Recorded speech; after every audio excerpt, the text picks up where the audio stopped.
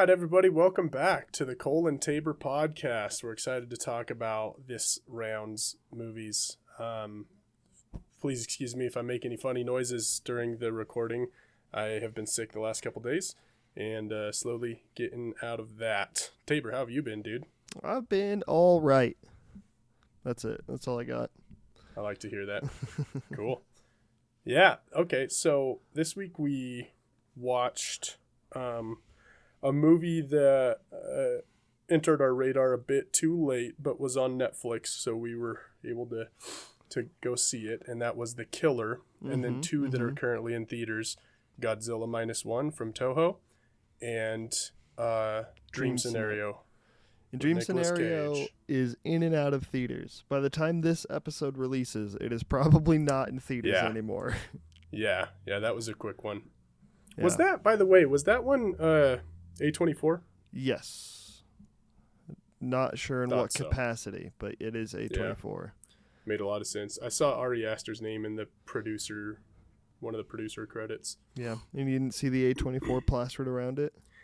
You know, I just don't remember. Oh, I did get into the movie like 2 minutes late. So like I got there when he was in the middle of this lunch with like, I don't know, his ex-wife or whatever, whoever that was, where he was like trying to like a get partner. her to credit him. Yeah.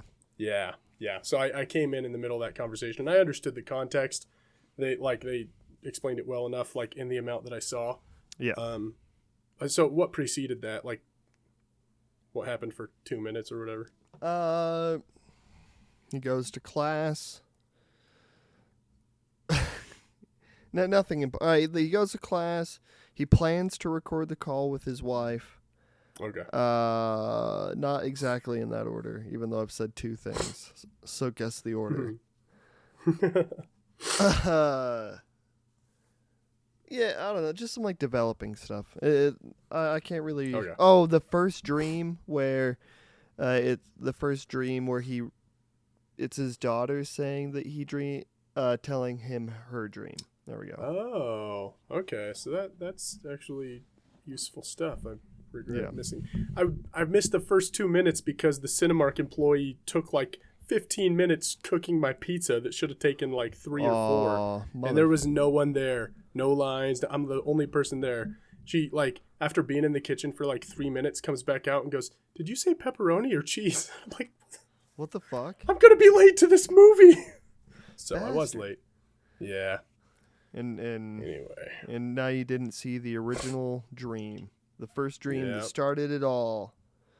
Well, I mean, not the first dream that started it all, but it's just a dream. The first one we learn about. Cool. That started it all. What, because we're an okay with spoilers show, what happened? What did she describe in her dream or whatever? Oh, so it's like opening up and it's like she is sitting at a table near the pool and then Keys fucking break a glass table next to her. And then like Matthew is like raking, endlessly raking. Okay. And then like like a shoe falls from the sky, a body falls from the sky, and then his daughter, the youngest one, starts floating upwards. Ooh. And then the whole time he just continues to rake. And then it starts that like whenever he asks people like, so I wasn't doing anything. So, and then the whole I wasn't doing anything, wife says, I don't know, she can't control it, it's just a dream. And they have that, because you kind of hear that same conversation over and over again. It's the start of it. Okay, cool, interesting. Okay, excuse me. Cool. So, what did you think of the movie overall? And like, yeah, I don't know. You just shoot from the hip. What you got? Okay. It's pretty good. Very, very, very, very, very. I liked the dream sequences a lot. Like I thought all of those had like a very good balance of creepy somehow. Like they were all very creepy, and it's not like walking into the movie, I didn't know it would have this that undertone throughout the entire thing. Right. Also, it makes a lot of sense that Ari Aster is a producer on this. Mm-hmm. It's not like an exact.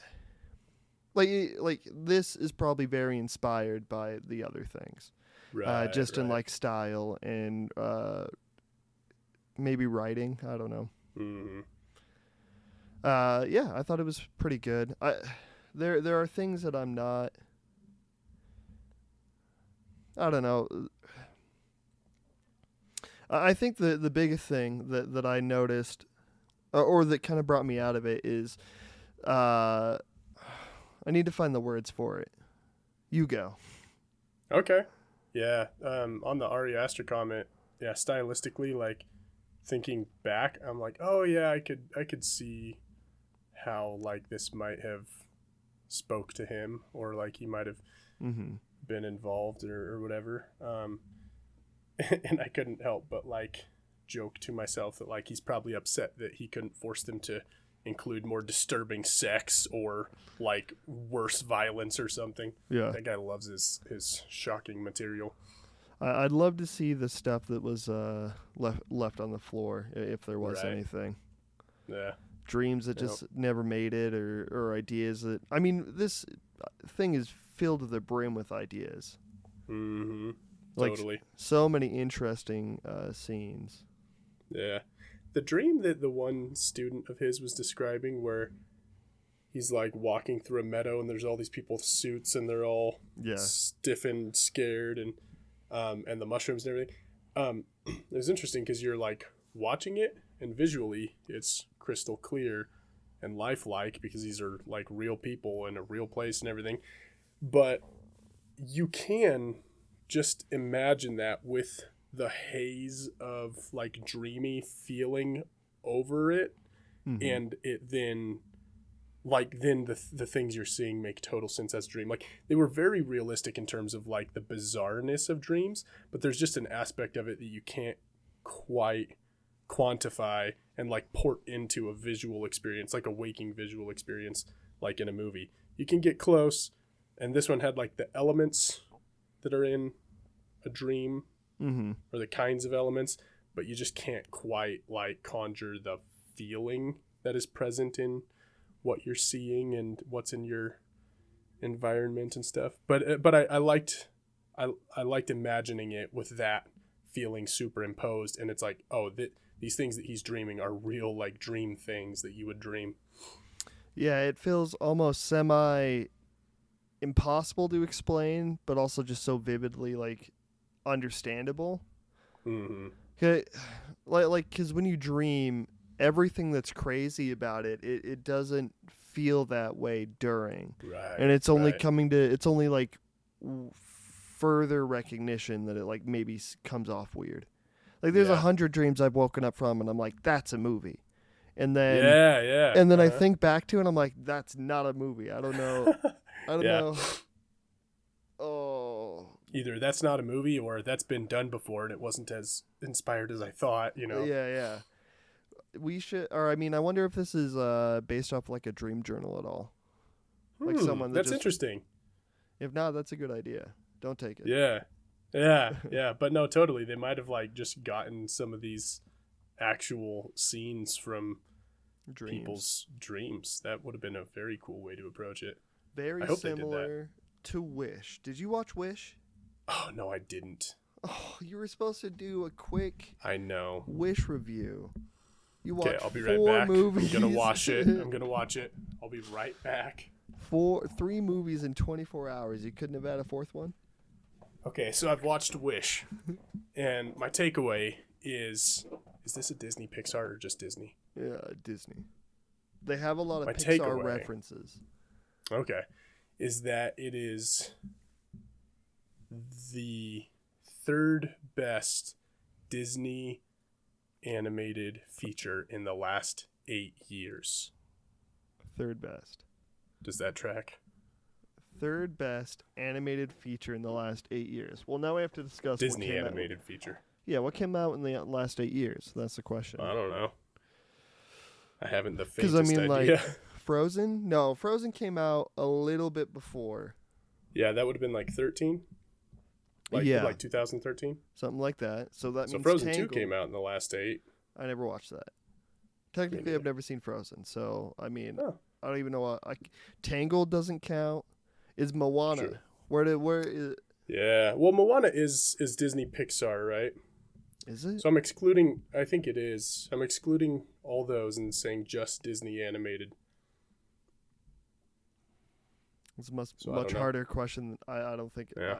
I'm not. Frozen. So Wish and Frozen 2 are the only 2 that have come out in the last 8 years, and Wish is the third best. Yeah. No, they had Strange World. Oh, that's true. Yeah, I forgot about that one. And they've definitely had others. Like, would you count? Fuck, Big Hero 6 also came out after. Yeah, I think that's also Pixar.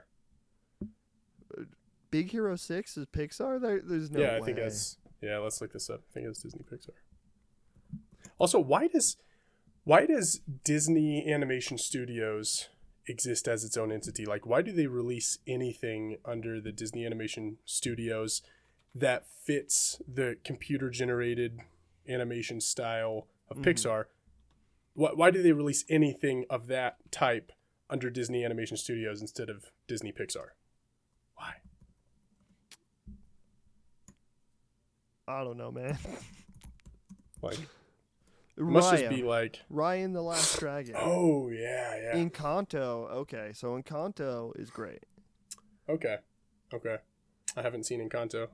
I did see Raya. Raya was all right. Okay, was Wish better than Raya? Since I am making all of this up, I'm gonna say yes. Okay, The Lion King. That's an animated movie. The new one? Oh, I mean, yeah, I guess technically it is, but it's an in concept it is live action. Only in concept. No, you're right, dude. Big Hero 6 is not a Pixar. I mean, that didn't come out in the was. last 8 years, but so I still can't talk about it. So you're right. Pete's Dragon is an animated movie. Oh yeah, I never saw that. It's pretty good. Anyways, yeah, dude, those sound like genuine opinions on Wish. Aren't you glad that I don't fail to deliver ever? I always do what I say I'm gonna do. Yeah. And we also answered a very good question.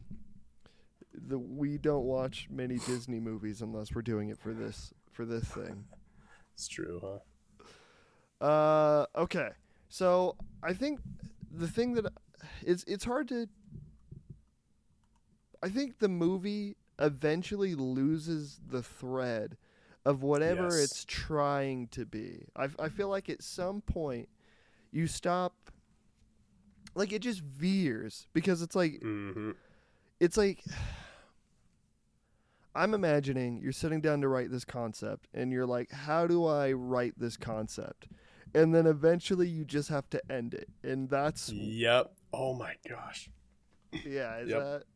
I don't mean to interrupt, but you are just like saying in words everything that I was thinking to myself as I walked out of that movie. Mm-hmm. Everything. Like reading my mind, dude. I don't think it takes away from the things that I like, but it definitely makes the movie feel longer than... It's an hour and 40, and it somehow, like, it just... Yeah, it just veers. It does. And I think there's something like... like, more than half of the... Well, I don't know about more than half, but, like, a lot of the writing I do, like, I sit down and I start writing without the end in mind. Like, that happens, and that can lead to a good place. Like, not always. Like, sometimes, I begin with the end in mind and I make my way there. And that more reliably leads to good things. But you can start without having the end in mind. You can start with a concept, but you don't end it because you're tired of writing or because you're tired of thinking. You end it where it ends. You wait until you get there. You wait until you figure it out. Otherwise, you don't submit it. Like, you don't sell it. You don't make it. Like, I think the ending made sense like the character end, like the literal end, right? I think Okay. made sense. Yeah. I think the end to the mystery was like I was in two places where I absolutely didn't want to know how any of that was happening. Okay. And I was fine not knowing until they Mm-hmm. get to the end of what's happening, and it's just like, and so it's a commercial for Right. commercials saying, you can walk in people's dreams now. Some dude figured it out, Mm-hmm.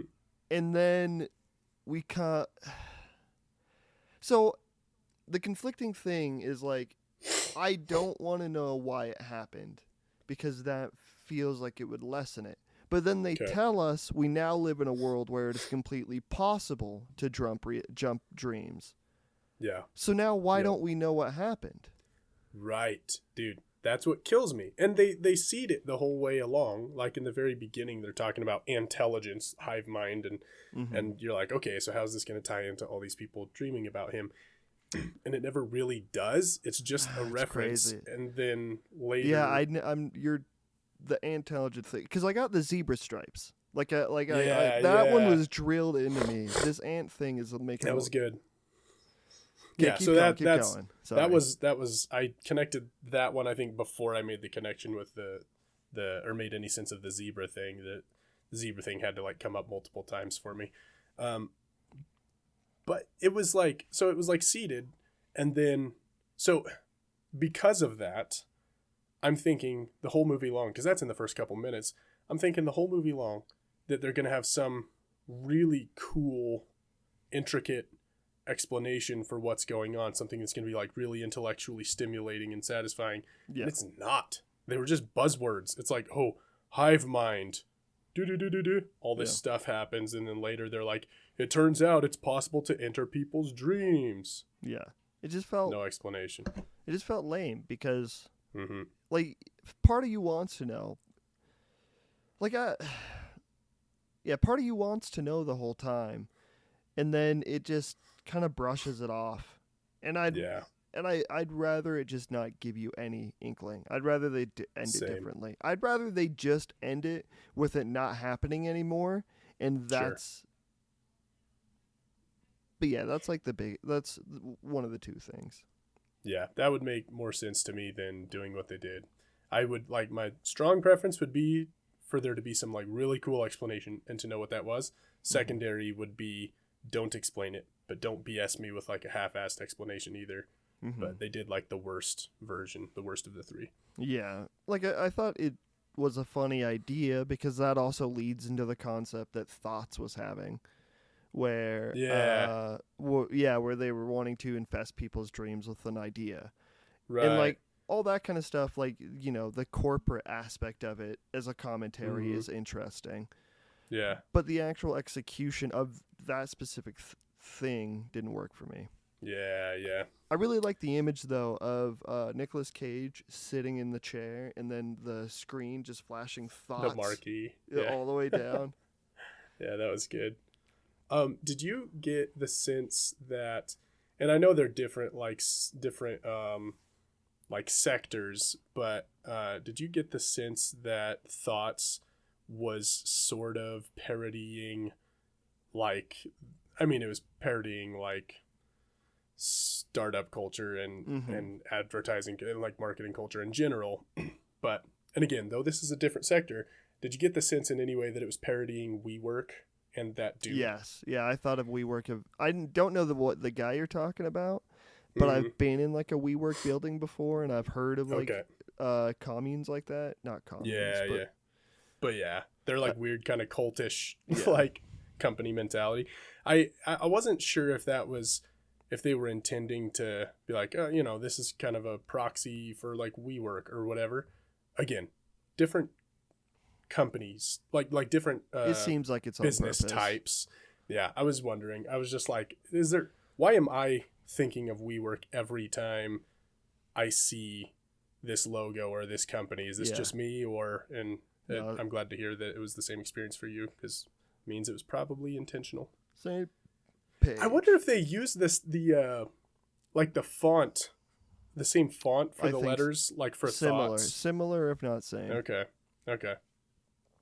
Speaking of WeWork, I mean, Go on. Yeah, we don't have to get into the killer just yet, but WeWork shows up in the killer. Oh, they do. How funny is that? Huh? That's kind of a coincidence. Okay, we'll make that sound fresh when we're actually done talking about Dream Scenario. Cool. I want to talk about the zebra stripes because I think that one to me felt like it was saying like basically there's like consequences to standing out. Mm-hmm. Because the evolutionary aspect of the stripes was to be shrouded so that you're not able to be told from one person from another or one zebra from the other zebra. And then you look like a giant zebra or whatever. And then, or just like a giant blob of zebras. Yeah. And the lion's like, fuck, I can't do anything. Yeah. So, and then the translation of that is in this movie, the character of Nicolas Cage, Matthew, wants fame. Paul Matthews. Paul Matthews wants fame. But he doesn't have the motivation to work for it in the way that he wants it. Right. So this doesn't seem like it's his choice, or at least the movie doesn't indicate that. So, but this is a way for him to kind of skip over doing the hard work of doing the research and, and then like, it seems like kind of like a monkey's paw. But basically the zebra thing is like, if you stand out, there's consequences. Yeah. Yep. Yeah. And his character is described by multiple people in the first act of the movie as like entirely forgettable, just like a boring guy. So he has black and white stripes, so to speak, blends in with the herd. Yeah. And yeah, so you gotta, it makes me wonder, like, and some of this might be more thought than the writer put into it, but who knows? I think it's worth exploring anyway. I think oftentimes there are things you can find in a story that maybe weren't intentionally put there, but it's like good thought experimentation anyway. And in his case, you gotta wonder if he was like willing this whole thing into existence, like if somehow his his subconscious working in the collective consciousness like wrought this thing in the world so as to make him stand out and gain that fame. But then the other thing is like it was later connected to like, oh, you can enter people's dreams, but he wasn't, like, he himself was not entering people's dreams. No. Some sort of projection of him, something that looked like him, something that existed separate from him was entering people's dreams, evidenced by the fact that it entered his dream as well. So it's like, it's not exactly the same thing. Yeah, exactly. It's more akin to a demon than dream walking, like in Inception or something like that. Yeah. It certainly doesn't. The movie never indicates that it's him. That ever, it seems like. Right. It does imply that there's like a connection between, like his emotions and how like gruesome they become. Or maybe his like I don't know how to, like the exact connection, because that's where a little bit of it gets bogged down. Is I feel like it brings up ideas, but then I'm just not sure what it's actually telling me every time. Yeah. Because like, is it a character study and we're just exploring what this concept is around this character that we built, someone that's meek, but also whiny, but also like a pushover, and I'm gonna just keep humiliating Nicolas Cage here, fucking loser. like grime on the street, never notice him, boring. But hold on, but before you continue, like can we talk about how everyone around him were just actual real life assholes to him all the time for no good reason? It's like a character that you feel bad for the entire time. Uh-huh. Because it's like they're the only normal person in a world of like why would anyone ever blame him for someone? Right. This movie is completely based off him being so upset that his girlfriend had a dream that he cheated on her. Right. Yeah, like the girlfriend it's that exact concept. Yeah, the girlfriend's like, you cheated on me in my dream, and then he says, no, I didn't. No, I didn't. And this whole movie is just that taken to like the 10th degree. Totally. Absolutely. Yeah, I didn't think any of the cancel culture stuff was working for me. Yeah. It kind of muddied.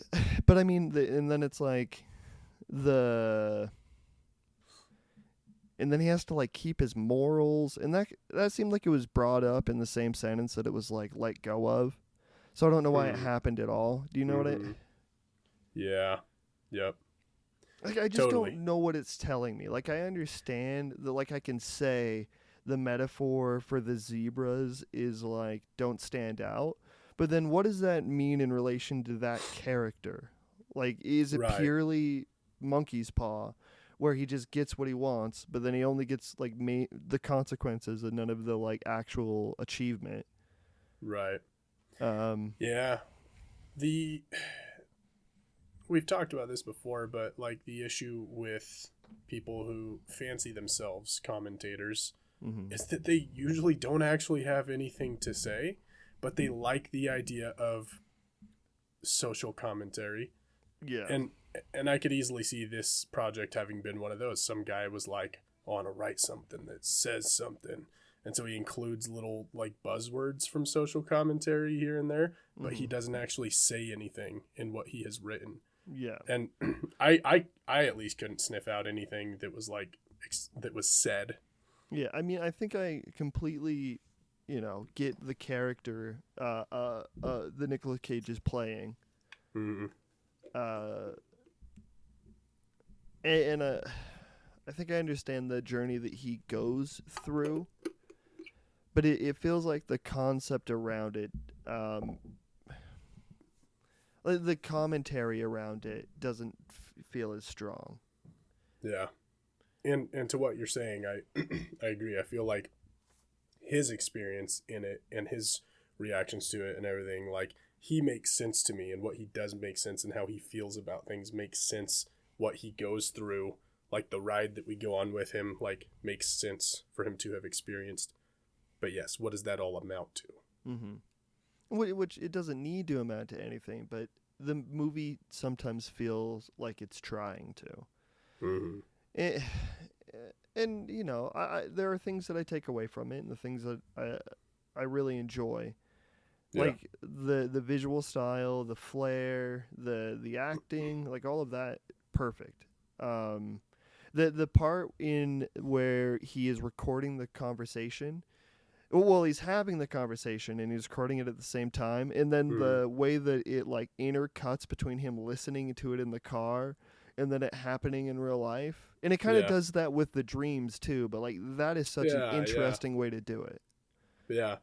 Yeah, I did enjoy a lot of the editing choices like that. They were fun. They kept like an interesting momentum.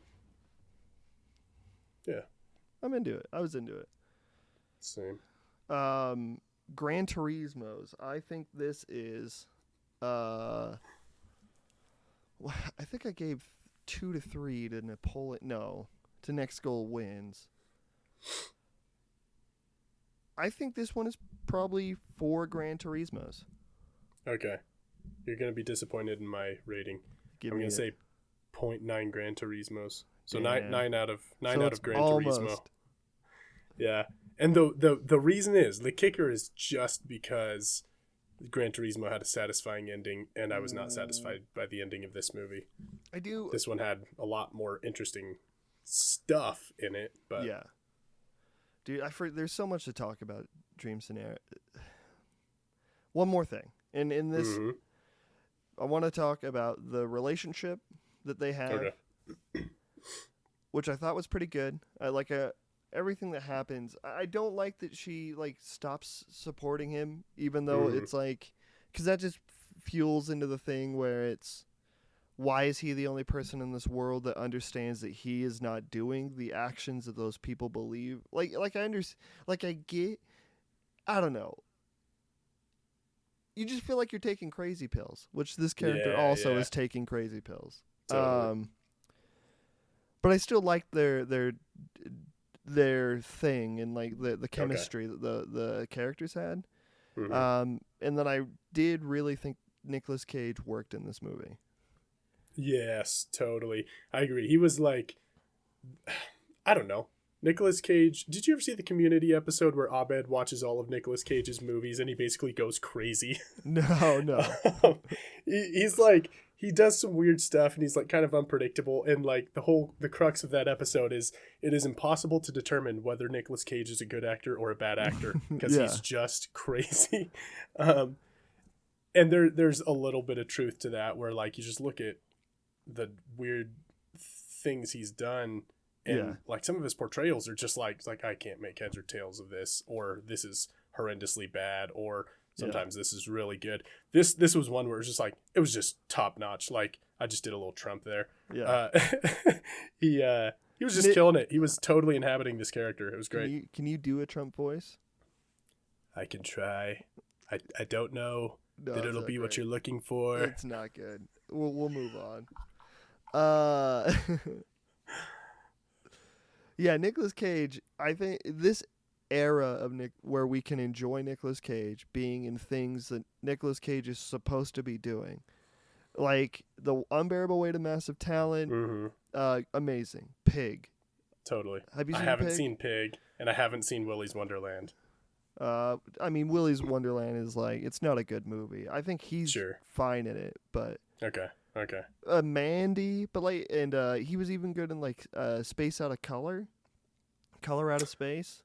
Oh, I forgot about that movie. I haven't seen that one either. I wanted to. It's just like this era where directors are finally understanding just how this guy works in film. Right. Yeah. Absolutely. This is just another one where it's like the way that he plays like pathetic, but also like I keep calling him pathetic because that's just how it seems most of the time. That's how he's painted. Yeah. And every time I try to say the word but also strong, I kind of laugh and then I don't say it. That's funny. Yeah, he well, to comment on the other thing you brought up a minute ago, I don't like the relationship with him and his wife, specifically because I don't like his wife. I think she's terrible. I think she is one of those people who like, she doesn't know what it actually is to love someone. All she knows is what it is to like have her needs met and do the bare minimum to not get left kind of thing.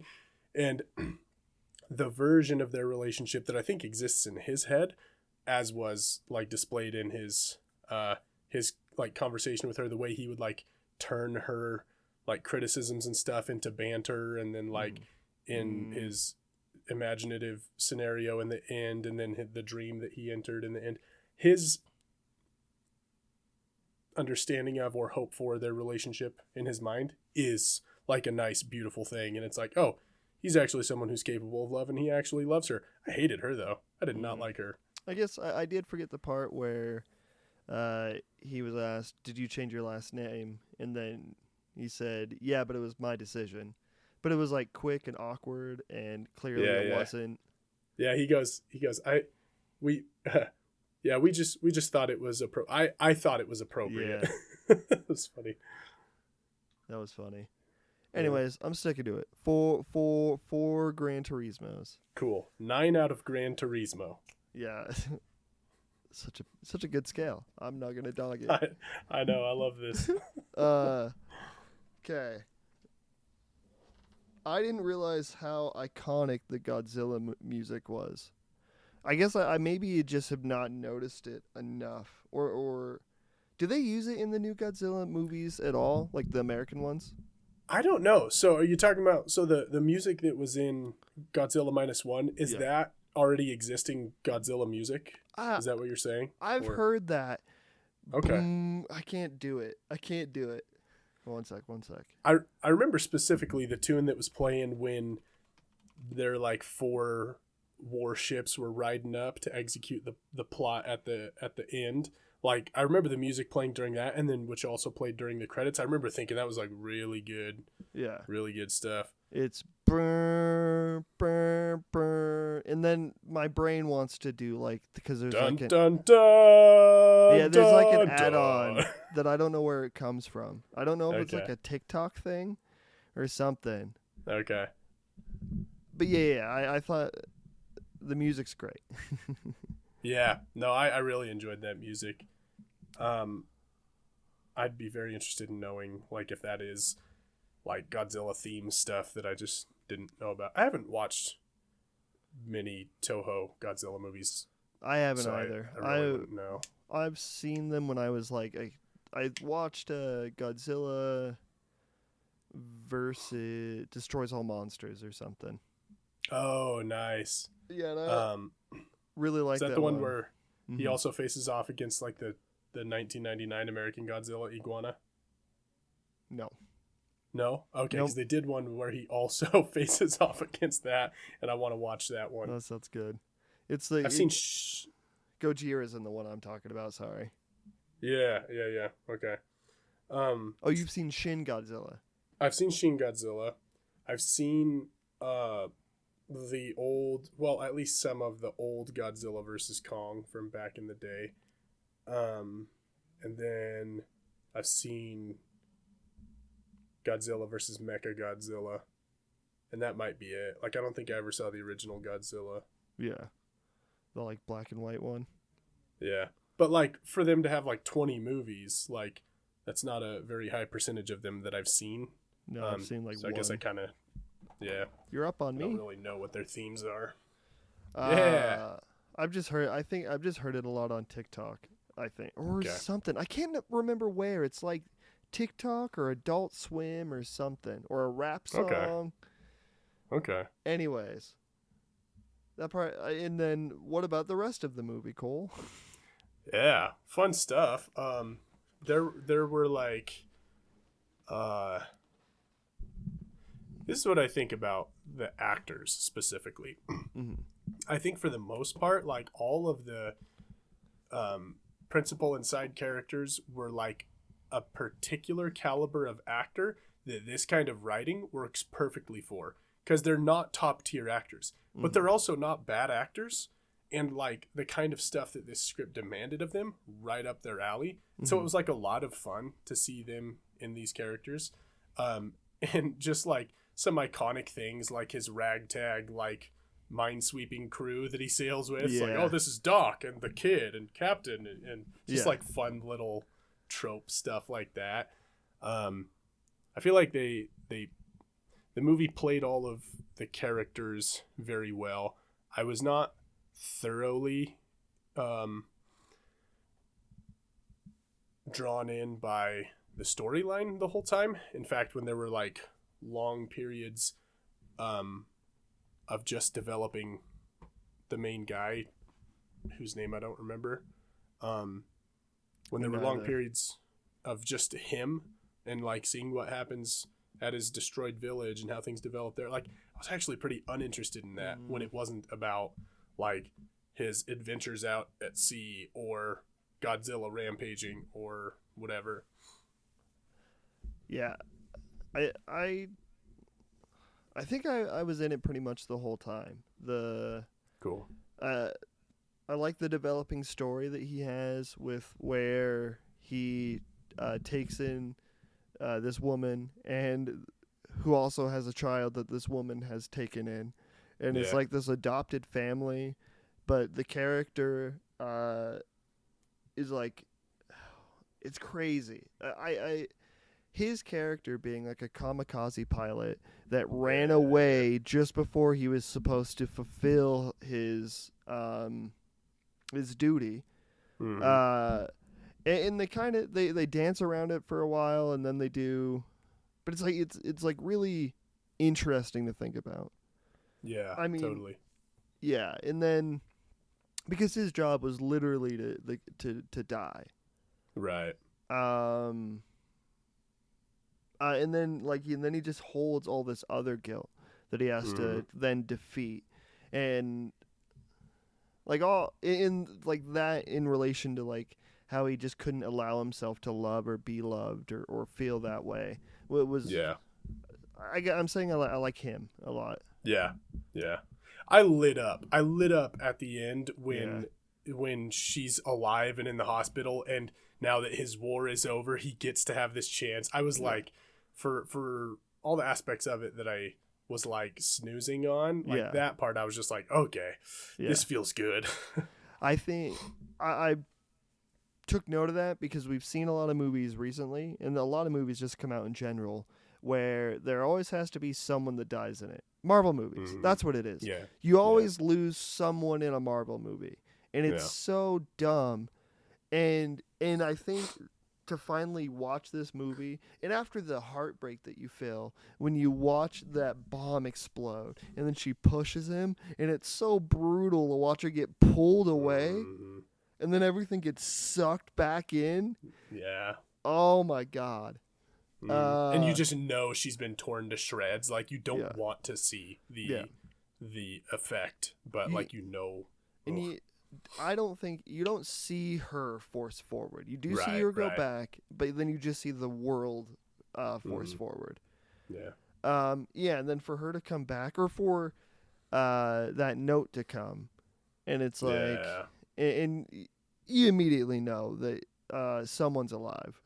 Yep, totally. It was so good.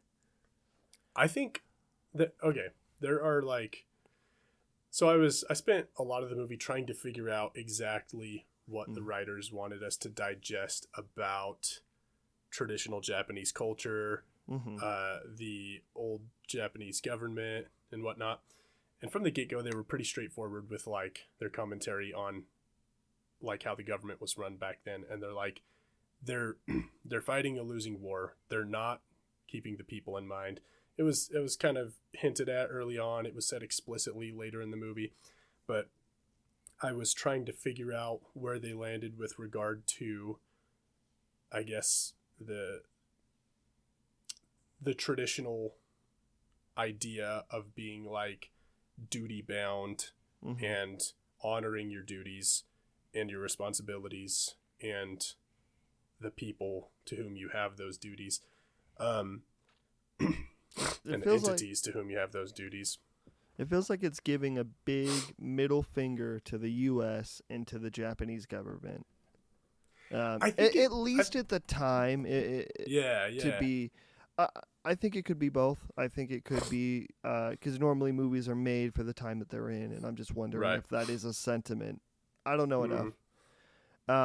But it definitely feels, because they literally have that line where it's like, this country has taught us that we're no good but to die, and then they send us to war and kamikazes, and they like pilot suicide and it, like that, and then they're like, the people have to do it for themselves. Like all of that felt very pointed. Totally, absolutely. And I think that is very true. They were giving a middle finger to the government of the time.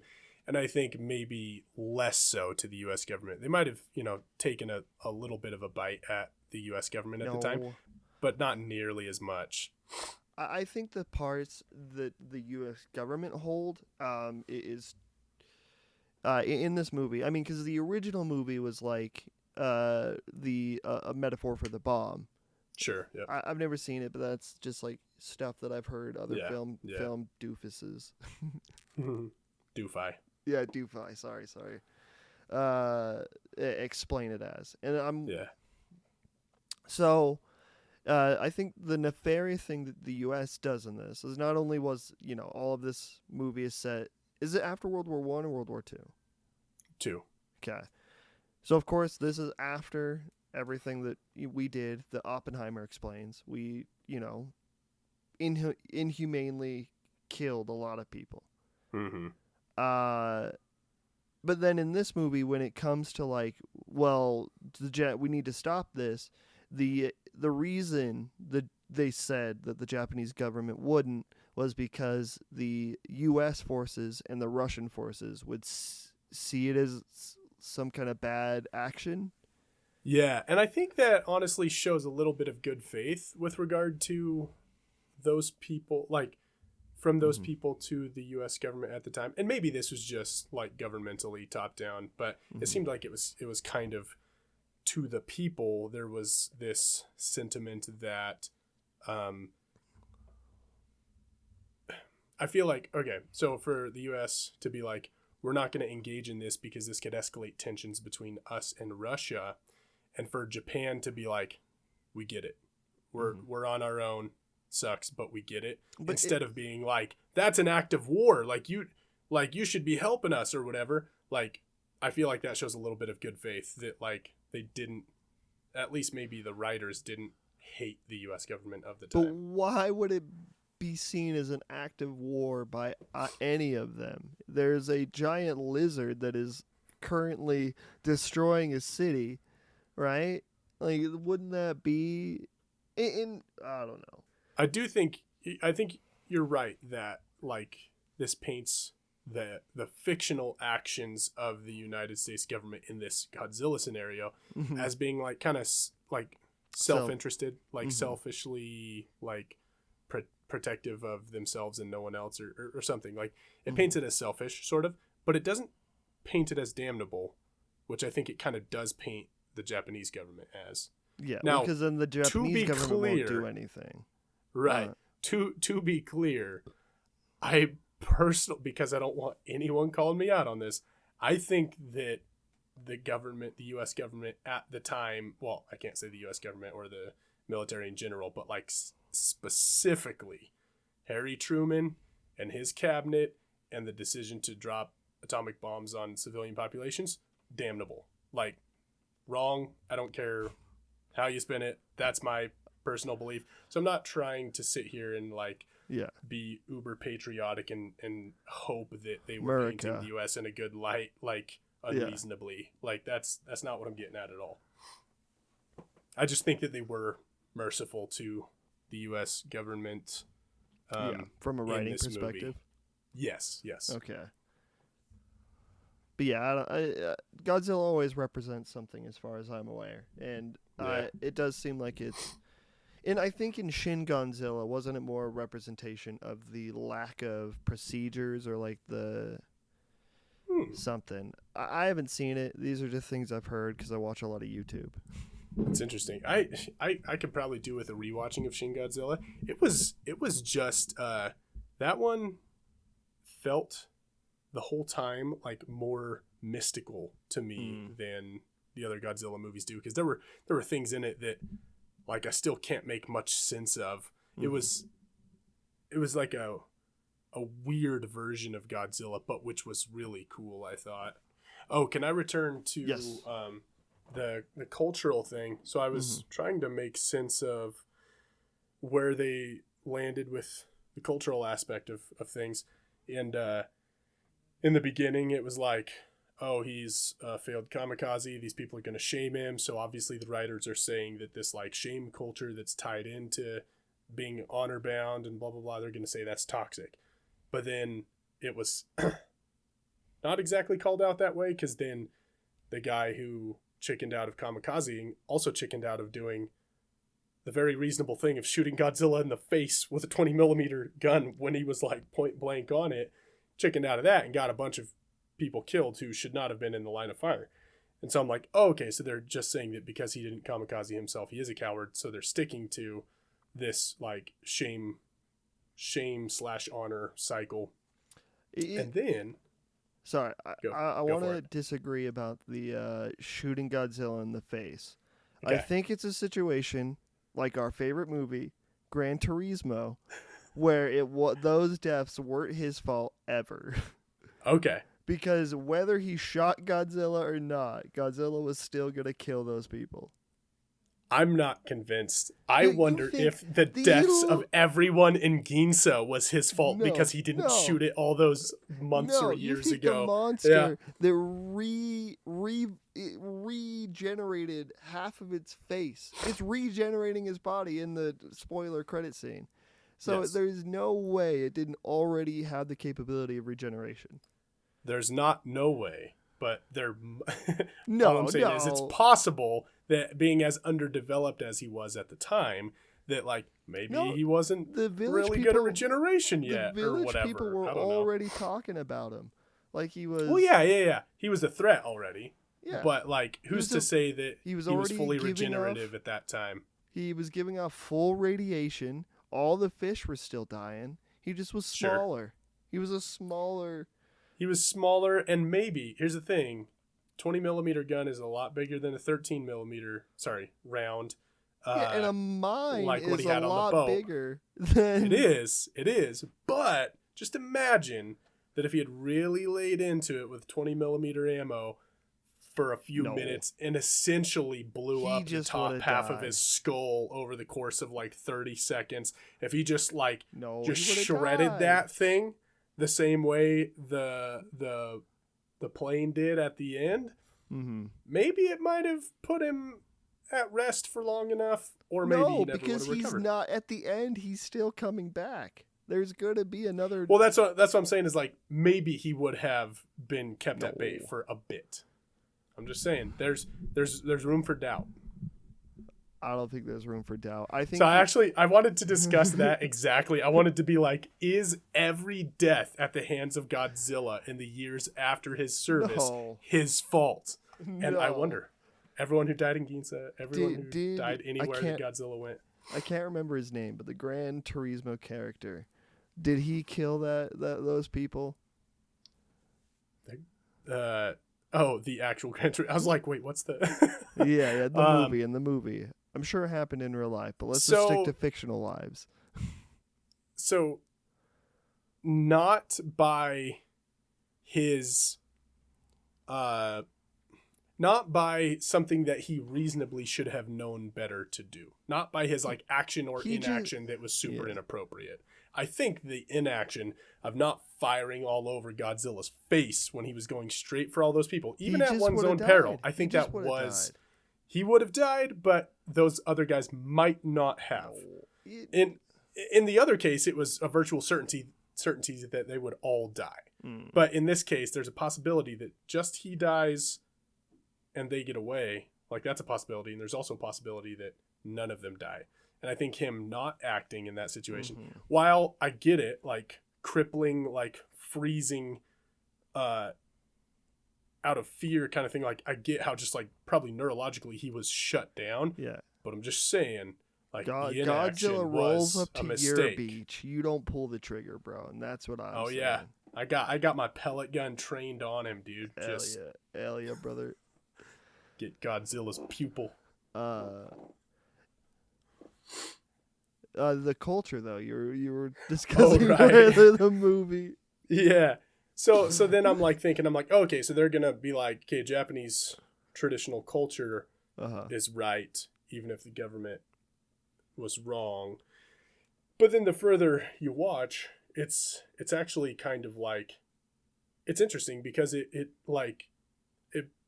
I think says that a like shame honor cycle is not a healthy practice, but that honoring the people to whom you are duty bound by some, in some good way, like honoring those duties and those people is a good thing. Yeah. If it's not about being shamed into something or whatever. And the reason I think that is because I think while him not kamikazing himself was fine by me. Yeah. I think it was his inaction in the situation where he didn't shoot at Godzilla. I think that was like a mistake. And I think that he regretted that at least as much as he regretted, having to show his face after not kamikazing his plane. I think the shame that he feels is fine because maybe he could have done something. But Yeah, yeah, yeah. story-wise, there is no way that I would believe that he caused the deaths of everybody in Jinsa or Room for doubt. That's all. yeah, and no. So he's It I was gonna say it does feel like it's about honoring and doing what you can for other people, mhm. but also making sure not to completely disregard yourself in the Right. process. Right. It seemed very much about like finding your own like individual happiness, Mhm. and like allowing yourself to be a person. Right. Just using a giant lizard. Yeah. And the evolution of that, I think, was that in the beginning, he didn't shoot when he feels like he should have shot. And Mhm. that weighed on him for 3 years or whatever that the rest of the movie covers. Mhm. And then in the end, he went into this like final showdown thinking that what he should do, what he needs to do, is Die. sacrifice himself to kill this thing. And But he finally I has enough think- people that tell him you don't need to do that. yes, That he's like, oh, okay, so maybe I'm good. I think him doing that, I think him falling for that like emotional trap Mm-hmm. and killing himself in that situation would have been basically like the same mistake as not shooting back then. You know what I mean? Like, yeah. it's like that would have been the mistake, is falling for that. But he instead overcame, and he came to a better conclusion, and he acted in a more conscientious and present way by not killing himself But you in have to the wonder, action. why didn't he tell anybody that? Why didn't he say, hey, I have a third plan. It's going to look like I'm going to fly myself into the mouth of a monster, but really I'm going to shoot out the top. Yeah, why did he hold on? You know what? Because he made that decision before he got into the Yes. plane that morning. Yes. Because this was I'm betting- the night before. Go on. Totally, yeah. I'm betting that it was simply like he knew that he could still die. So he wanted to make sure everything was squared away. Like no one was expecting him to come back. Yeah. And then if he could get out of it alive, great. But I think that No, that was the thing for the audience. It was so for the audience, bro. No, But but it was I kind of see like- what you're saying. I see what you're saying, though. poorly constructed for the audience because it was, to me, so obvious Yeah. what was going down. Because I was like, there's this like, they 5 seconds ago mentioned like, oh, the seats don't have ejection mechanisms. And then like, they're like, oh, here's this brand new plane. Yeah. And like with all these cool features. And he's like getting in this mode, I'm going to kamikaze myself. And I'm going, that plane's going to have an ejector seat. And then when the guy's like, oh, and one more thing. And then it zooms out away from them and he touches the headrest. I'm like, Yeah. he's telling him there's an ejector seat. Yeah. And then they like go cut away from it. Like, you're not supposed to know what's going on here. Yeah. I just thought that was weak. Very But- obvious. I think this movie is not subtle. Sure. Yep. And I think this movie is very. It's always interesting to watch like foreign movies because there's not like a thing you could put on it. I think you could come up with all the descriptor words in the world to explain why American movie is one way, French movie one way, Yeah. and Japanese movie one way. You Yeah, know, and account for totally. every individual country. Mhm. But I don't think it really matters because it like the feeling of watching like the few Japanese movies I have, it's like there's something so sincere Mhm. behind what we're seeing, but also like a naivety, and then even just like this like the way that happy endings always seem to peer through the end of Japanese movies. Sure. And I've only seen a couple, so this is a statement based off of very little information. Few data points. Yep. But the way that it peers through in like things like Battle Royale, I don't know, it's just interesting, right? Yeah. Yeah, and I think you're right that is one of the things about this movie that is, if I'm being honest, I think it is characteristic of Japanese cinema. Mm-hmm. I wouldn't say, because like I know plenty of like Korean films that are subtle. Like they know subtlety, they know intricate character writing and like off-screen implications, and like they understand these things. I think that there aren't as many developed nuanced writers like that in the Japanese like sphere. Mm-hmm.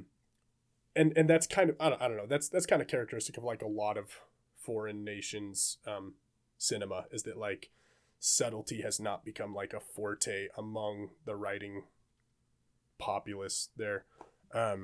Yeah. But I would say like maybe it's just, I don't know, because that's kind of interesting about like when you're watching like anime and stuff, like the subtlety not. It's just like being bathed in like all of the cool things that you want to happen. Right. It is very fun. Yes, it is. It is its own like satisfying experience. But one thing that I think was intricate, and this was the point of the like shame honor question. We're getting back. Yeah, I think that evolution of him, going from like being shamed for this thing and regretting it for a long time, into like that segueing him into a situation where out of shame he was going to again do the wrong thing in an attempt at reparation, and instead just breaking through that and doing the right thing outside of those constraints of like shame and honor and whatnot. Like he did embrace honor, or he did embrace like the right thing. And so I think that the comment, if there is any, on that kind of like traditional toxic version of this like shame honor cycle, I think the comment that they're making is that is also bad. I think that the writers disapproved of the governmental like way of doing things back then. I think they also disapproved of the like machismo, like strictly like shame and honor traditional culture that was prevalent back then as well. And I think that they wrote that character development in an intricate way. So I guess I wouldn't say it's devoid of nuance. I think that was quite well woven. Yeah. But all the stuff like the pickings are the opposite. The what now? The things surrounding the ultimate commentary you're explaining. Yeah. Like the relationship and the love that they feel, like all of that isn't subtle. Yeah, absolutely. The acting isn't subtle. But yeah, it's an interesting contrast. Yeah. I liked it. Yeah, me too. I thought the CGI had like an appropriate amount of not always working. Yeah. That made it feel like, and I don't know the CGI for this. Maybe there was a puppet, but it definitely felt like there was some kind of like not like I didn't always believe that was a giant lizard, I guess is what I'm saying. Right. Yeah. There were times where it looked really good. And I'm imagining there are moments of it that were still puppeted with just like a CGI something. Yeah. I would even imagine texture like or something. Yeah, or like a puppet and then like a CGI around it or something. Yeah, or motion blurring or whatever. I'm sure we could look all this up. But let's talk about it like we know, though. Yeah. Speaking of talking about it like we know, I bet you the movie was made for like 50 to 70 million. Like this was not a high budgeted movie, but it looked pretty good. Yeah. And you're right, there were moments where it didn't exactly work, but it was pretty good. Yeah, I thought this, is a lot better than The Creator. Like movie, like story wise, or you're not talking visuals, right? No, I'm saying story wise. Yeah. Okay. Yeah. I was gonna say, like, you can't beat The Creator on visuals. That thing looked amazing. Yeah. Exactly. Yeah. Exactly. Agreed. But the story carried this one, and I like this one a lot better because totally. Of it. Same. Same.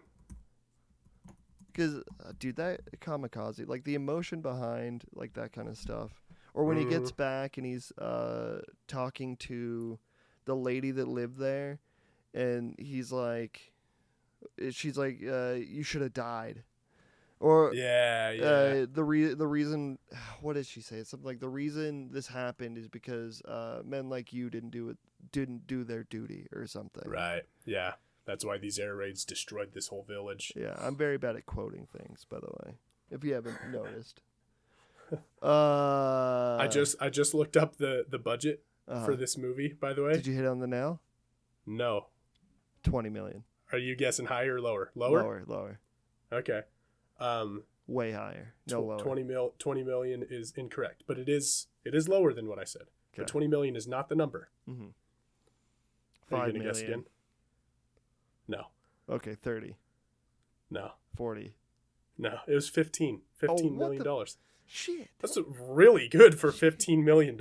Yeah, it was great. Yeah.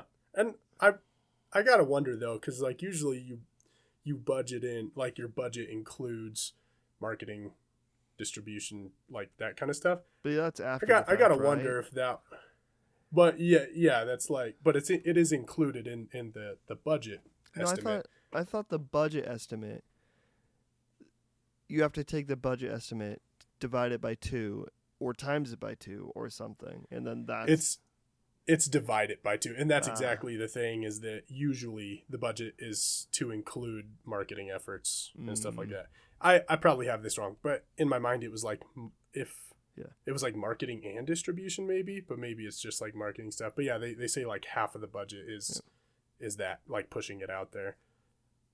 So I wonder if maybe this only represents the production budget, the 15 million. That makes sense. Yeah. Marketing seemed pretty big. I saw that trailer a lot. Yeah, it was interesting that like Toho's stuff has become popular enough among Americans, like on the internet and stuff. Like Shin Godzilla was like kind of a hit. It was big at the time. Know? Yeah. I thought it was a little dog that fucking Warner Brothers released a trailer for their new Godzilla movie. Yeah. Like right when I'm about to go see the new Japanese Godzilla movie. That was not an accident. They were just like, "Ooh, let's capitalize." Yeah. And their new Godzilla movie looks like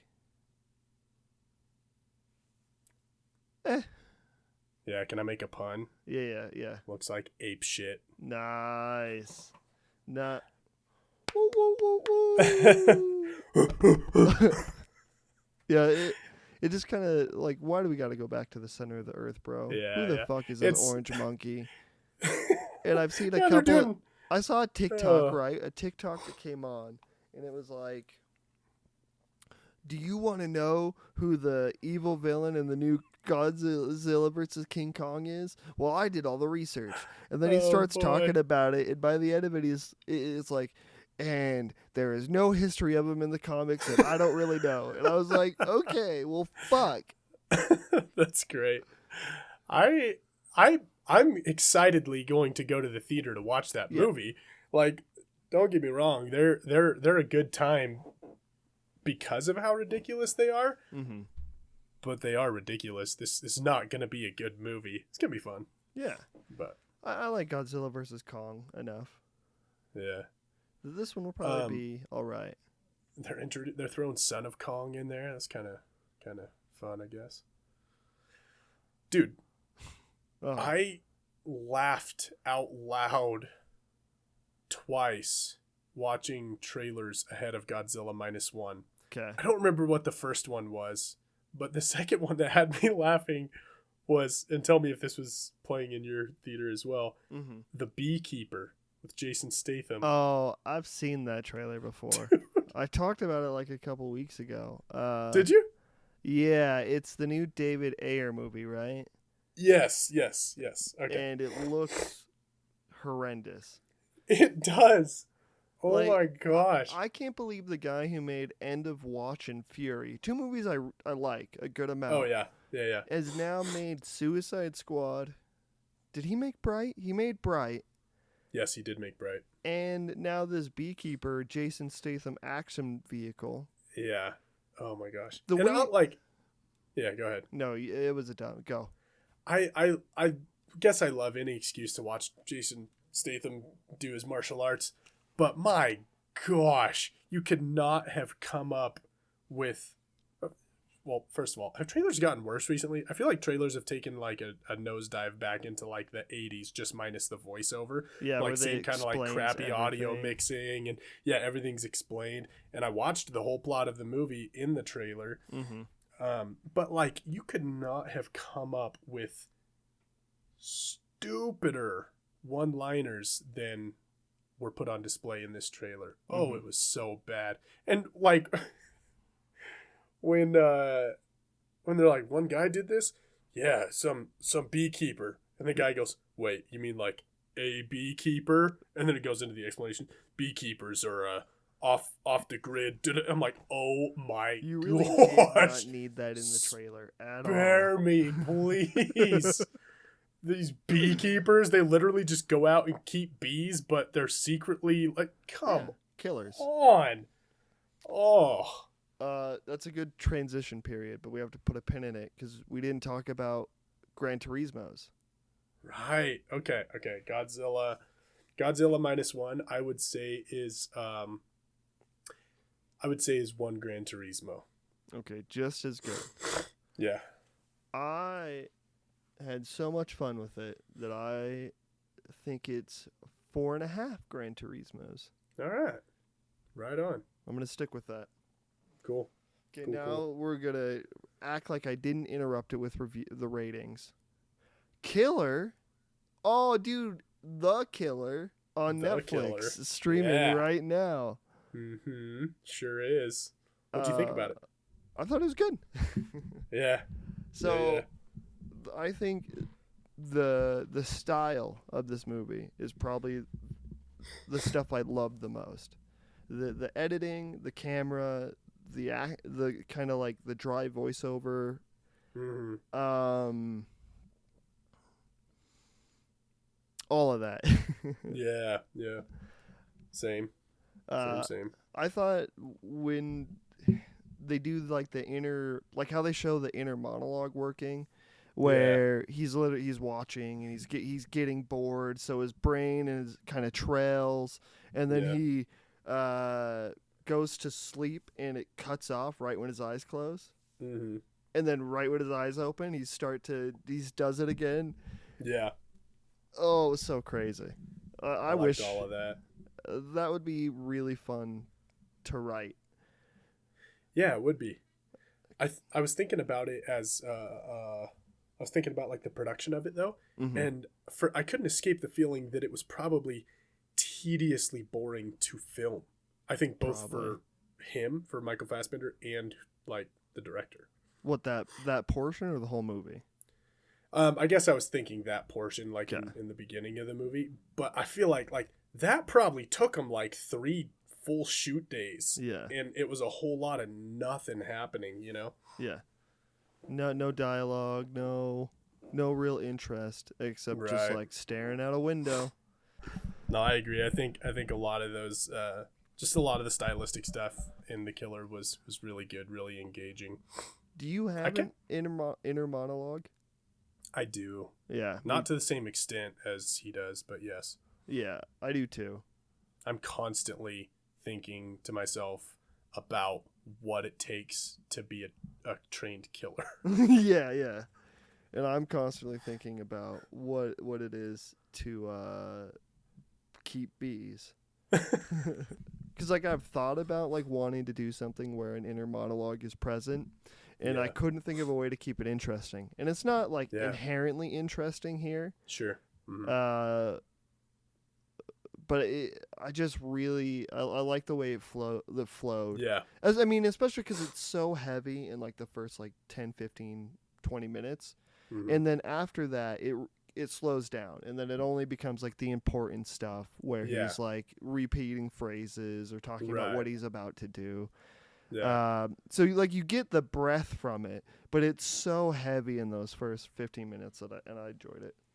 Totally. Yeah. And I spent the first 15 minutes like I'm always doing this, like as soon as something starts happening in a movie, I'm trying to decide like how I'm gonna feel about it rather than just like letting it happen. So I'm sitting there like, am I gonna love this inner monologue thing or hate this? Is this gonna be well written or sucky? Mm-hmm. And so I like wasn't really able to place it immediately. Like the first couple lines, I'm like, like that seems kind of weak. Like I could see this really going off the rails. But the more it developed, the more I liked it. So by the end of that like 15-minute scene, I'm like, no, I enjoyed that. That. And then as he keeps it up throughout the movie, just as little reminders to himself to stay in the mindset that he's clearly far outside of the bounds of. That was a fun little thing too. Yeah. I liked all the side people in it too. I also really liked Michael Fassbender. I love him. He's I'm great. glad he's back. There was like a period where he wasn't in anything. Post Magneto. Yeah. I mean, it was upsetting. And now he's back. Yeah, totally. Post like Alien Covenant too. Yeah, that's true. Yeah, he's great. I had a shared experience between this one and Dream Scenario where I found the end to be dissatisfying. What did you think of the end? Where he doesn't kill the billionaire. Yes. And instead is like, don't do anything fucking dumb, or I guess he says like, don't come after me or I'll come get you. Yeah. Right? And then he goes and retires on the beach. Yep. Yeah, it's not too satisfying.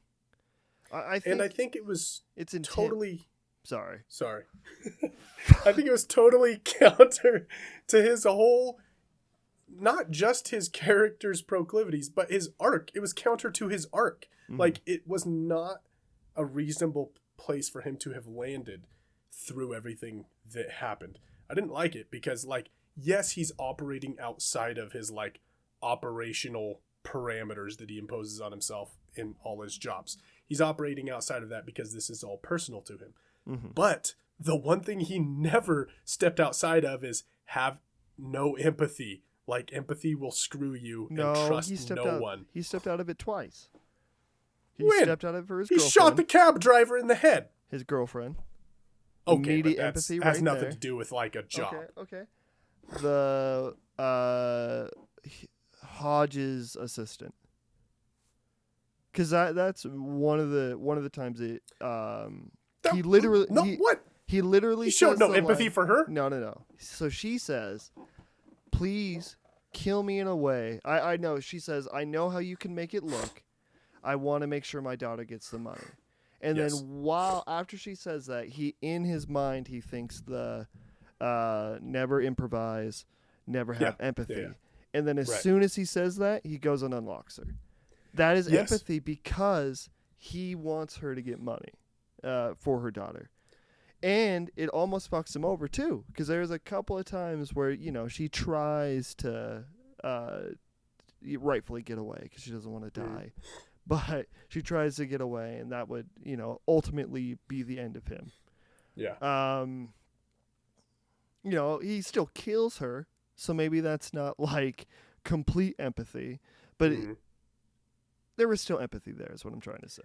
I don't think it was empathy because I don't think that her desire to die in a way that would result in the insurance payout, like, I don't think that actually factored into his decision at all.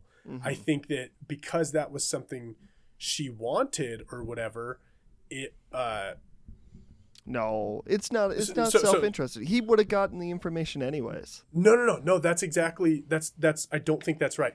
So I'll tie up the other thought in a second, but to address that, I don't think he would have gotten direct, like, to that information in as direct a path if she didn't offer. She's like, I can get you what you need. So his motivation for carrying her through to that point was to get what he needed. So he got what he needed. And then it was time to kill her. And him just snapping her neck and sending her down the stairs was not, it was not empathy that he was killing her also in a way that she could have an insurance payout. It was convenience. Because, like, otherwise, like, if this, I don't know, like, he already had the trash can in the van. He already had he just stuffed but that's that more body work. in another trash can. That's what I'm saying is it's more work. He would have been fine. Probably, like, it would have been fine, but because there is this scenario where it's like, well, this situation, like, it's no harm. She's going to be gone either way. It's like, it's no problem for her to be found dead on her own floor because like she has stairs. This can be an accident. And all that, and it's less work for me. Like, it's convenience for him. It's the way he does it, the gentleness. Like, it's so... The gentleness with which he just spun her head around. The way that it's filmed, it feels a lot more, like, and not gentle. I mean, like, quick and to the point. Okay. Like, he does it quick so that she doesn't, like, feel pain or suffer. Okay. Right? And this is a guy who, in a scene earlier, stapled nail through a dude's chest. This is empathy. The way he's killing her, is an empathetic killing. Empathetic killing.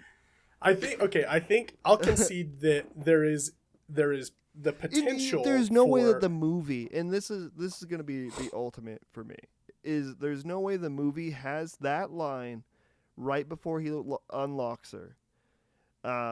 Because the other times the movie does this that I can remember is like he says something like when he's walking through the house and he says don't improvise, and then the brute fucking rams into him. So and then like now he has to start improvising. It's literally the voiceover comes when he's breaking his rules. Sometimes it's when he is it's a hodgepodge. It's like he's in a hot mess state right now. So sometimes he's doggedly determined to stick to those rules, like when he says have no empathy, and then he shoots the cab driver in the head. The cab driver did nothing wrong. That was early, bro. It was early. So like less development had happened, but it was just reaffirming the bounds that he was going to operate within. He wanted to give that woman's daughter kid the insurance money. So that's what I'm saying. That's the thing I was going to concede. Is like I don't think there was any empathy in him letting her loose. That was practical. He was going to get information from her. The room therein for him to have had empathy was that like he allowed that to align with her desires. Like this situation that's going to create less work for me also benefits her and her family, even if they have to find her with her neck broken at the bottom of the stairs. So maybe that was empathetic that he allowed that to align with his. He takes the harder route interests. A lot of the times. And the fact when it matters. No, and I'm saying it would have been harder for him to get rid of her body, but I think that doesn't really bother him. I think the only motivation for like if he or even getting the information by breaking into Hodges' home, I think he would have rather do that than release this this woman who he doesn't trust. Because there's so many other variables, like getting her into a car, taking her home. Like the risks of her getting away are more likely if he lets her live in that moment, rather than if he just kills her in that moment, dumps her body with Hodges, and then it goes and breaks into Hodges' home. I think that he knew that he did not have a snowball's chance of finding the information, because like after he had like miscalculated how long Hodges would survive the puncture wounds and didn't get any information out of him, I think he was pretty much screwed at that point. And she was kind of like this like saving grace. And I agree to disagree, but it's both. Yeah, and you're right that there are more factors involved in like transporting a hostage and stuff like that, and it is high risk. But I do think he needed to do that as well. Speaking of the brute, the two things I want to say about that scene. I loved it. I loved it so much. The fight scene was awesome, and I mean, the character is a bad guy. Like obviously I don't like the character, but I like the fighter of that character. Like if he was a video game character, my gosh, that guy was cool. But it killed me that Michael Fassbender, like he's supposedly this guy that just has his practice down to a T, and he walks right past the open doored bathroom that someone is clearly in and doesn't continue to keep an eye on it, and just like walks into another room and allows himself to be seen and tackled. Like that was stupid. Why was that guy? Wasn't the shower on? Was the shower on? The shower was on. Why was that guy fully clothed when he ran into Michael Fassbender? Did the dude get redressed? Maybe he hadn't gotten in the shower yet. I don't know. Maybe. Oh, because don't you hear the water turn on? Something like that. Yeah, I don't really remember. But the fight scene that ensued was freaking awesome.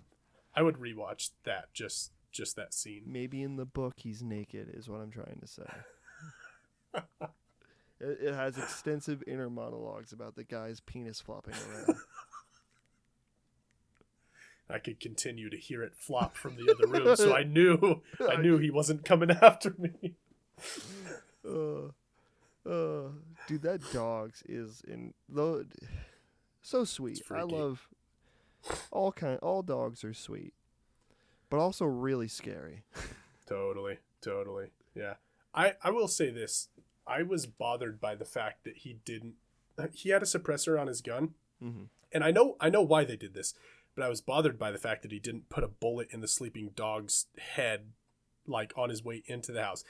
And he didn't do it because, my gosh, people would have lost their shit if he harmed a dog in this movie. It's like, dogs are innocent. They're just the result of their trainers. There's like, the dog lovers in this world are crazy. And I like dogs. I like dogs plenty. Yeah, but dog lovers, that dog was just protecting her daddy. Well, yes, and it was doing nothing wrong. Agreed. Michael Fassbender doesn't care. You know what I mean? Like, right, he's not going to extend empathy to a human. He's not going to extend it to a dog. Now that dog's asleep and it's not on alert, he's going to walk up to it, he could have put a bullet in its head. Why did he put it to sleep at all?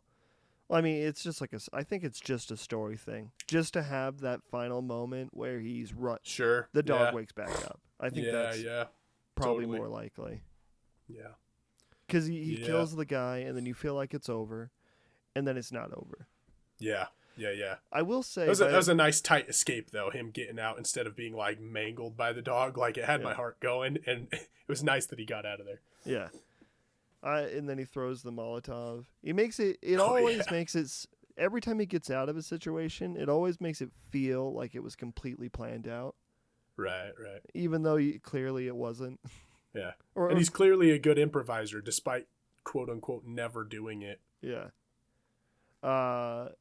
And then Tilda Swinton. I also really like all of that as well. Yeah. I don't often like her, but I liked her. Yeah, I think she's great in this. I like the dialogue they have. I don't know what it means. I think a lot of the what is actually being said in this movie kind of goes over my head. Yeah. Because I feel like that'll come on like rewatches if I ever do. But I don't know. I did just really like that, and then like the walking out to the dock. The trip, the fall, and then poof. So crazy. The couple of times I feel like he does something out of character, like, really bothered me. And there are a total of 3 in this movie. I've named 2 of them. The walking past the bathroom door, the not shooting the billionaire. The third one was him taking the sip of whiskey at the dinner table. Like, he's sitting there constantly saying, trust no one. And yeah, there's almost a 0% chance that she had communicated with the chef and had the whiskey poisoned. Like, nearly impossible. But he doesn't deal in nearlies. His whole thing is being logistical and precise. Like, that's his whole thing. So it's like, don't take the drink of whiskey, period. You have no reason to. Doing so is investing a tiny bit of trust into what that person is presenting you. So he does that. And then in the situation where she's like, oh, help me up, as obvious as can be. And then he shoots her. And then he's like, see, trust no one. There was a knife in her hand. It's like, what do you mean, see? Like, everyone knows that. Like, but you did trust her a second ago. I don't know. He trusted the chef, not her, man. Trusted the chef. Yeah. But you know who you should trust? No one. Chef Boyardee. Even though he does abandon, like you said, he abandons kind of all of these principles when it comes, like, he has a home life. He has a loved one. Like, this is all only relating to work. The job, yeah. Yeah. And because he's supposed to be heartless, it's all about the job. And then this whole movie is about how it's not always just about the job. Right. They tried to do a John Wick thing where you are to understand the impact that this situation in his personal life had on him, and why instead of taking work home, he takes his personal stuff into work, you know? And I found while watching the movie, like, I enjoyed every step of the way. I enjoyed all of his little trips to different cities and his interactions and his brutal murdering of bad people and stuff. Like, I enjoyed it all. But I at no point felt convinced of or like I understood his personal investments, like his emotions in any way. I feel like this situation, this home situation he has, I would have liked for that to have been developed upon a tiny bit, and it was like 0% developed. Yeah. John Wick, which is in other ways a less, I like John Wick a lot, but in other ways it's like a less good movie. Like, there are some things that it doesn't quite nail that this movie does nail. I think it did that very well. It had me very convinced of what mattered to him personally and why it did, and what it was worth to justify or make right the things that happened. And anyway, that was missing in this one, I thought. Yeah, this one's very to the point. It seems like it doesn't really linger all that much. Yeah, it doesn't really give you an insight to him at all. It gives you an insight to, like, his process. Yeah. And I'm sure that was intentional. He seems robotic. He seems very robotic. And then those few moments where, he's upset to see the woman that he loves injured, like, that's where it comes out. Yeah.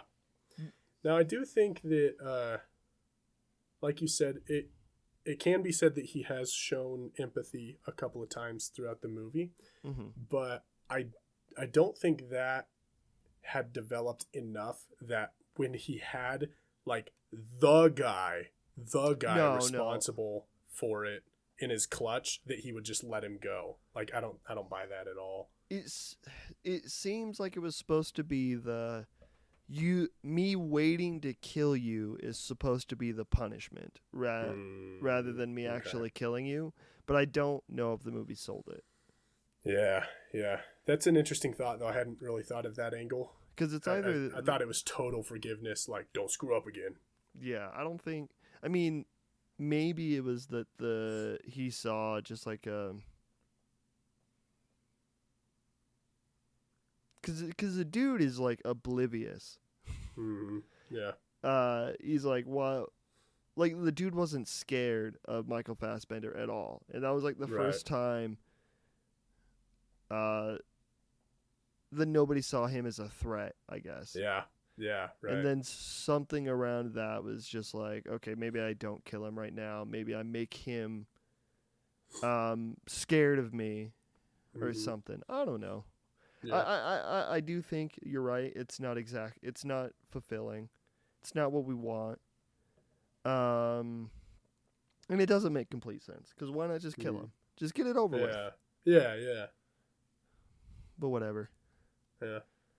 Maybe that's what, if we're being generous to whoever wrote it, maybe that moment is where he transitioned from one of the few to one of the many, where he, like, sees this guy who is one of the few, who's standing on top of the pile no matter what, and is just like, wow, like, there's something just actually very sucky about who he is. And despite pretending to not care and pretending to not have a morality in any sort, I know I don't want to be him, so maybe I should just, like, take my chances as one of the many. And maybe that's the moment. I see. Or maybe he's like, I could be that rich, so I'm gonna go. I mean, but he was also pretty rich. He has a fucking... Yeah. He has, like, a nice estate in Dominican Republic. Yeah. Totally. At some point, I have to stop raising the stakes of the Gran Turismo scale until I get to something truly good. So I think I'll keep this one around 4 to a 4.5. Cool. Yeah, I think I'm gonna say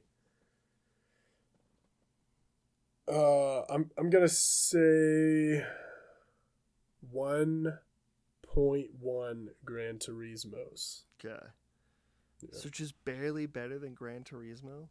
Yeah, We but are as we are both taking the scale very, very in our own directions. totally as we've established, this is not a calibrated scale because your estimation of Gran Turismo and my estimation of Gran Turismo is very different. I feel like my estimation of Gran Turismo gets lower every time we do this, and then you love Gran Turismo every I time. liked it a lot. Yeah.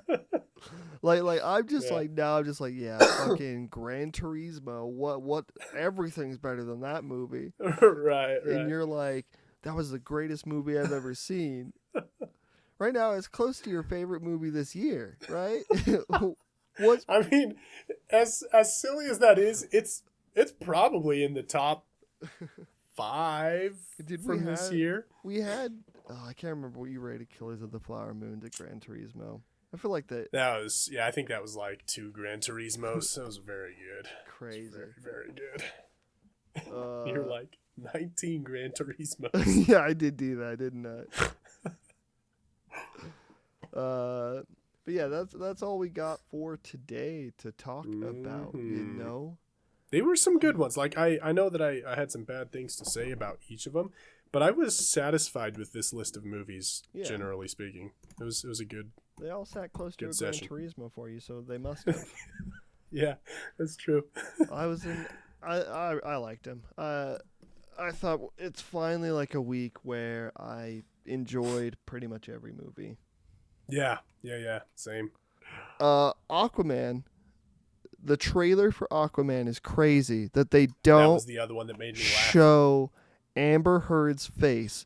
I know she's in the movie. The trailer does not have her in the. Why? We know. Do you think? I was wondering this today. Do you think they actually did it? They actually just cut her out of the movie No, finally? I don't think they cut her out of the movie. I think she's Okay. still in the movie. They're just not putting her Okay. in the trailer.